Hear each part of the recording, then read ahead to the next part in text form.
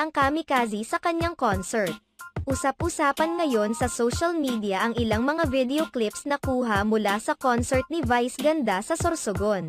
Marami kasi ang nakapansin na ilang beses umanong pinasaringan ni Vice Ganda ang bandang kamikaze na naunang pinalayas sa nasabing lugar. Matatandaan na hindi nakapag-perform ang bandang kamikaze matapos silang paalisan ng governor ng Sorsogon dahil sa umano'y pambabastos nila rito. Dahil dito, sa airport nakapagpalipas ng gabi ang banda dahil hindi sila pinatuloy sa residensiya na dapat nilang tuluyan.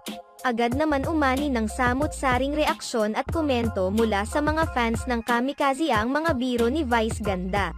May mga nagsasabing sumusubra naman umano ito sa pambabanat gayong hindi pa naman naglalabas ng pahayag ang kamikaze.